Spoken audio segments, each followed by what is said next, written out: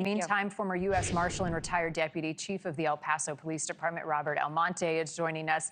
Welcome back, sir. This is a scary situation. Already, he is accused of shooting 5 people. More could have been injured. How much does his military background, his time served in the National Guard, factor into finding him and the threat he poses? Well, the experience or background being in National Guard actually plays a big factor in these law enforcement agencies going after him and trying to apprehend him.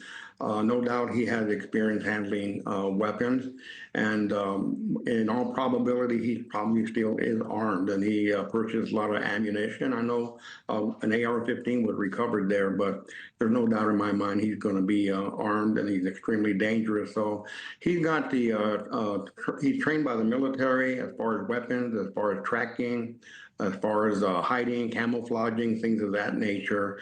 So law enforcement does have a challenge, but there's no doubt in my mind they're going to apprehend him. Right now, they got a perimeter secure, and they feel pretty confident that he's within that perimeter. So it's just a matter of sending in these large number of law enforcement officers and K9 to track him down and arrest him, and not get him to flush out and arrest him as he's trying to make an exit from that area. Yeah, I mean, part of the concern is now he's been gone 3 days, and as more time passes, it becomes more dire. He becomes more desperate, which is why you heard local police send out that warning to check your cameras, stay alert, be careful on your properties. How much more difficult does it become as investigators add days and days to his disappearance and trying to locate him in protecting the public and their safety right now?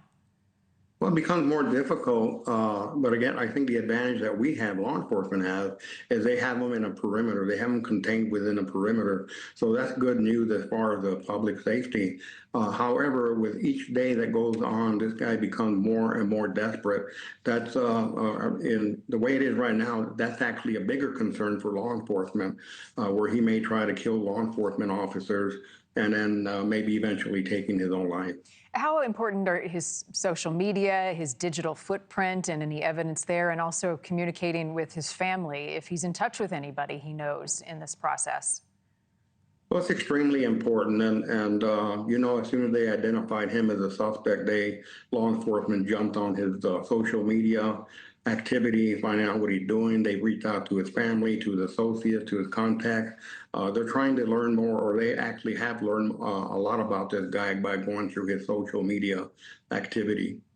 Your experience in law enforcement, how do you determine a motive for something like this? I mean, this is not the first time we've seen these highway shootings. They've turned deadly. I mean, as recently as the last couple of weeks, there was a shooting in Washington State on I-5. Why do people do this? Well, to be perfectly honest with you, they're cowards. That's the first thing that happened. They're cowards. For somebody to do something like this, such a cowardly act, and people say they have mental problems, mental issues. I'm not an expert in that field, but I had to wonder, because this guy planned it.